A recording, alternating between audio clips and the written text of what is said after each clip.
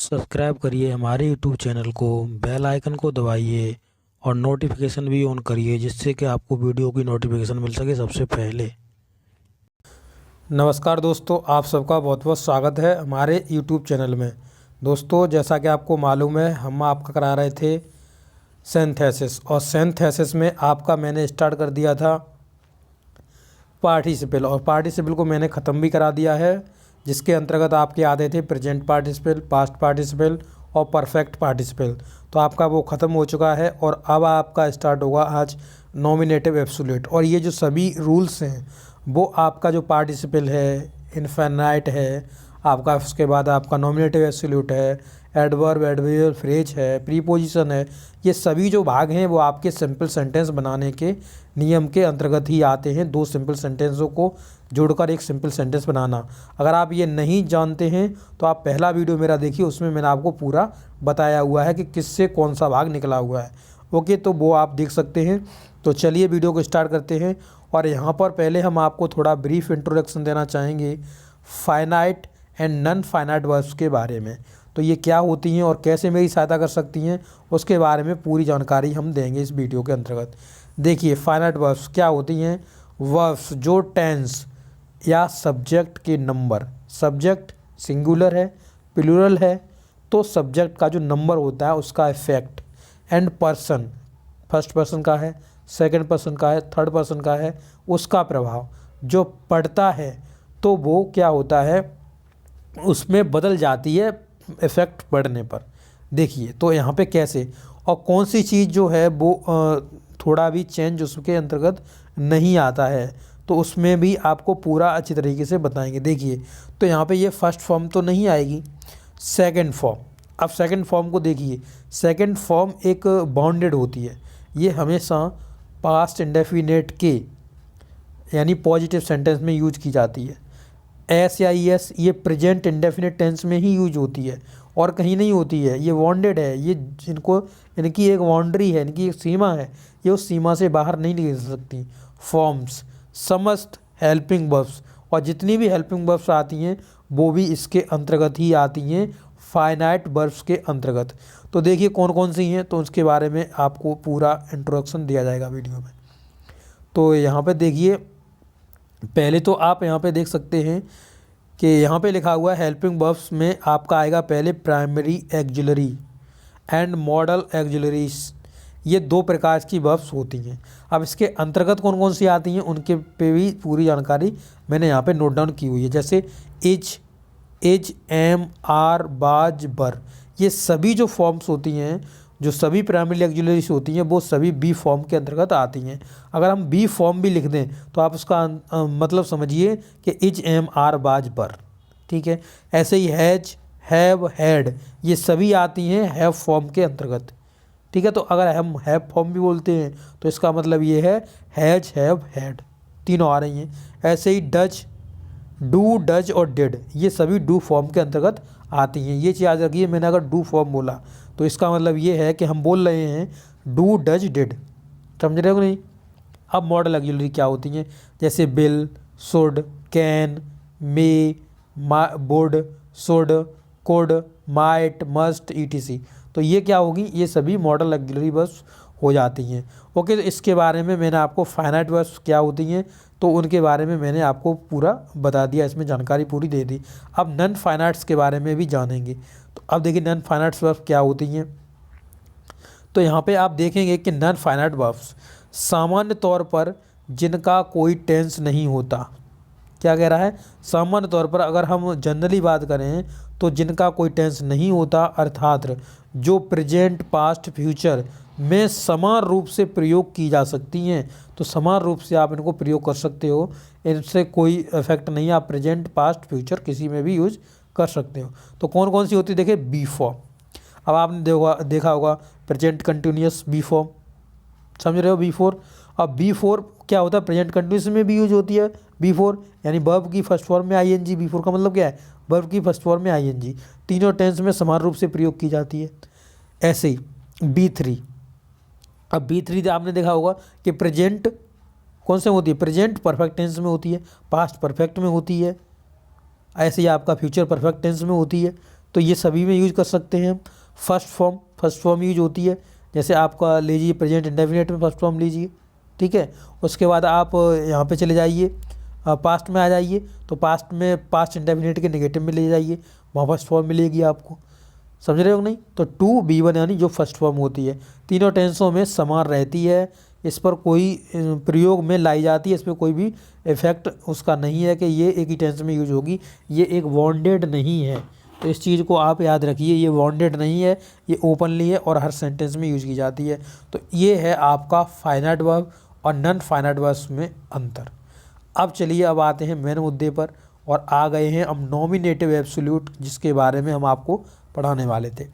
तो देखिए, इसमें जो सब्जेक्ट होते हैं वो डिफरेंट होते हैं, एक सेंटेंस में सब्जेक्ट दूसरा होगा, दूसरे में दूसरा होगा, समझ रहे हो।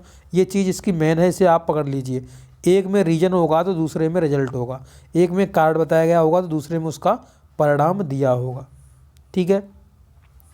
अब देखिए, सब्जेक्ट नॉमिनेटिव का मतलब होता है सब्जेक्ट, और एब्सोल्यूट का मतलब होता है जो स्वतंत्र हो, फ्री हो। अब इसमें किस तरीके से, कितने तरीके से आप बना सकते हो, तो आप प्रेजेंट पार्टिसिपल से, परफेक्ट पार्टिसिपल से, और परफेक्ट पार्टिसिपल के जो पैसिव वॉइस होता है उससे भी आप बना सकते हो। 3 प्रकार से नॉमिनेटिव एब्सोल्यूट को आप क्रिएट कर सकते हो, बना सकते हो। तो चलिए पहले हम प्रकार को देख लेते हैं। पहले प्रकार में क्या बताया हुआ है, तो लिखा है nominative absolute with present participle. तो प्रेजेंट पार्टिसिपल आपको हम करा चुके हैं, तो आपको आसानी भी होगी यहाँ पे समझने में। तो पहले वाक्य के सेंटेंस में बी फॉर्म मैंने बता दिया था क्या होता है, AJMR वाजबर हो, तो इन क्रियाओं की वर्ब्स को हम बीइंग में बदल देना चाहिए हमें। इन जो क्रियाएं जो हैं AJMR वाजबर हैं, इसे हम बीइंग में चेंज कर देंगे। तो चलिए चलते हैं, हमें कैसे करना है। पहले हम सेंटेंस पकड़ लेते हैं और सेंटेंस के हिसाब से इसे कन्वर्ट करते चलेंगे। तो देखिए क्या लिखा हुआ है, the holidays are at end, जो छुट्टियां थी वो अंत में थी, यानी समाप्त होने वाली थी। The boys are returning, boys जो थे, जो बच्चे थे, वो अपने स्कूल लौट रहे थे। क्या कर रहे थे, अपने स्कूल जा रहे थे, लौट रहे थे, वापस जा रहे हैं। छुट्टियां हैं वो अंत में हैं, और बच्चे अपने स्कूल जा रहे हैं, लौट कर जा रहे हैं। तो हॉलीडेज बीइंग, अब हमने बताया था जो AJMR, अब इसका क्या है, पहचान क्या है, ये बी फॉर्म है, और बी फॉर्म को हम बीइंग में चेंज कर देंगे। अब यहाँ पे एक चीज़ देखिए, हॉलीडेज एक अलग सब्जेक्ट है और बॉयज़ एक अलग सब्जेक्ट है, ये इसकी पहचान है। इस चीज़ को मैं अभी आपको नोट आउट कर देता हूँ। तो यहाँ पे क्या है था, holidays being at and, comma लगा के दूसरा सेंटेंस पूरा चिपका दीजिए, समझ गए। इससे आसान कुछ हो नहीं सकता। आपको पहचानना है कि इसके जो सब्जेक्ट होता है वो आपका अलग अलग होता है। जैसे द टीचर वॉज एबसेंट, अध्यापक एबसेंट थे। The boys left the class, सभी बच्चों ने क्लास छोड़ दिया। तो अब देखिए यहाँ पे टीचर एक अलग सब्जेक्ट है, बॉयज़ एक अलग सब्जेक्ट है। तो अब इन्हें हम जोड़ना, और यहाँ पे आपका बी फॉर्म दिख रहा होगा, आपको बी फॉर्म ये दिया हुआ है, तो इसे हम बीइंग में चेंज कर देंगे। The teacher being absent, comma दूसरा सेंटेंस पूरा लगा दीजिए जैसा अभी लिखा हुआ है, the boys left the class. Okay, इसी प्रकार से आप अगला सेंटेंस देखिए। तो यहाँ पे ये सेपरेट लिखा हुआ है, इट इज़ हॉट, आज क्या है, गर्मी है, या हॉट है, गर्म है दिन। तो नो वन वेंट आउट, कोई बाहर नहीं गया। अब दिन कैसा था, यानी दिन था, तो वो आपका हॉट था, इसलिए कोई बाहर नहीं गया। अब देखिए यहाँ पे ये रीजन भी है, आप रीजन से पकड़ लीजिए, रीजन है यानी गर्म दिन था इसीलिए कोई बाहर नहीं गया।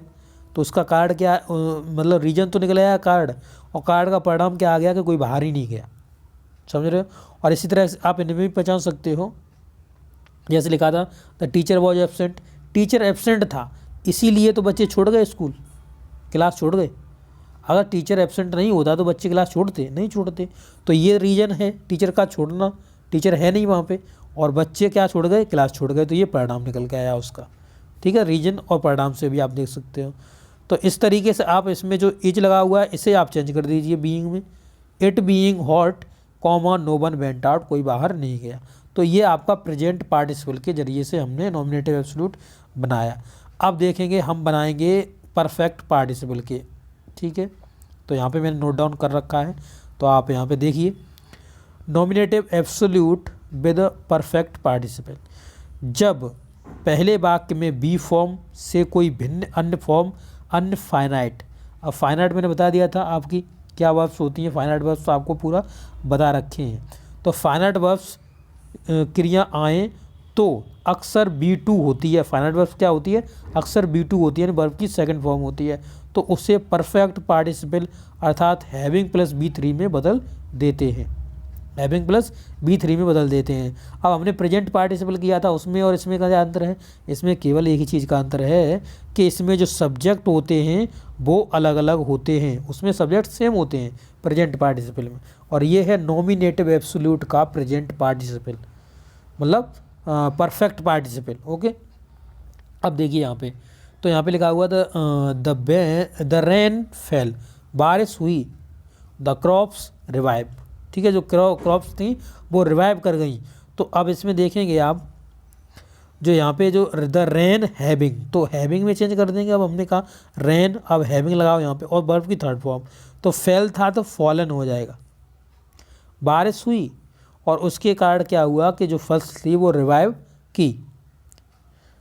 अब नेक्स्ट सेंटेंस देखेंगे इसमें, तो लिखा हुआ द किंग डाइड, जो राजा था वो लुढ़क गया, मर गया।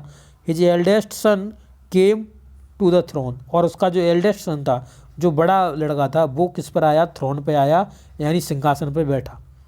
तो यहाँ पे देखो राजा एक अलग सब्जेक्ट है और जबकि एल्डेस्ट सन एक अलग सब्जेक्ट है, दोनों में सब्जेक्ट अलग होंगे, तभी तो ये बनेगा nominative absolute with perfect participle, समझ रहे हो। तो यहाँ पे द किंग हैविंग डाइड, तो हैविंग और वर्ब की थर्ड फॉर्म लगनी है, तो थर्ड फॉर्म तो पहले से लिखी हुई है। His eldest son came to the throne, और दूसरा कोमा लगा के पूरा चिपका दीजिए इसे, ठीक है। तो यहाँ पर कोमा होगा, ये गलत लग गया है, ठीक है, नहीं ये तो अलग अलग था सेंटेंस, सॉरी, हाँ एक ही था, तो यहाँ पे ये कोमा लगेगा। अब देखिए next sentence, the sun set, सूर्य छिपा, the workers left the work, और वर्कर जो थे, कार्य करने वाले थे, उन्होंने कार्य छोड़ दिया या छोड़कर चले गए, लेफ्ट द वर्क चला गया, छोड़ दिया कार्य उन्होंने। तो अब देखिए सन सेट ना होता तो क्या वर्कर काम छोड़ के जाते, नहीं जाते, तो एक रीजन है और उसका ये कार्ड परिणाम आ गया, ये एक रीजन है उसका ये परिणाम रिजल्ट आ गया, समझ रहे हो नहीं समझ रहे हो। और दूसरा सेंटेंस पहचानने की क्या एक अच्छी ट्रिक है, वो है आप सब्जेक्ट देख लीजिए, दोनों में अलग अलग है, समझ रहे हो नहीं समझ रहे हो। अब एक रीजन देख लीजिए, एक सब्जेक्ट, और यहाँ पे सब्जेक्ट अंतर देख लीजिए।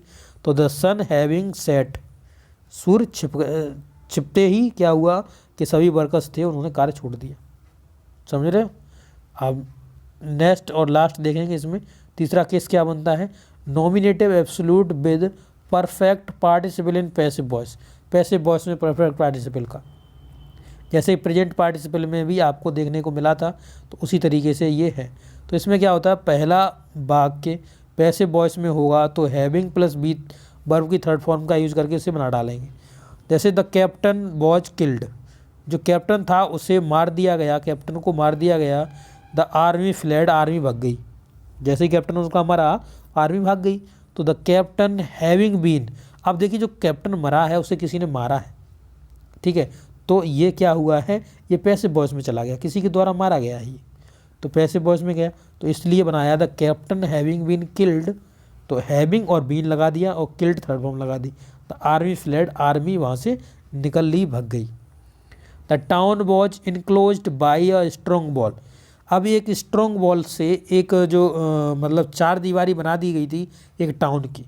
The enemies could not capture it, enemy उसमें क्या कर सकते, उसमें कैप्चर नहीं कर सकते थे, उसमें किसी को नुकसान नहीं पहुंचा सकते थे, वो ऐसी एक वॉल बनाई गई थी, ठीक है। तो यहाँ पे आप देखेंगे तो यहाँ पे भी सब्जेक्ट अलग है, टाउन, और यहाँ पर आपका एनेमीज है, और यहाँ पे अगर ये टाउन की जो इनक्लोज नहीं की गई होती तो आपका यहाँ पे रीजन है, और रीजन का ये रिजल्ट आ गया कि ये जो एनेमी है वो ये चढ़ाई नहीं कर सकते इस पर, समझ रहे हो।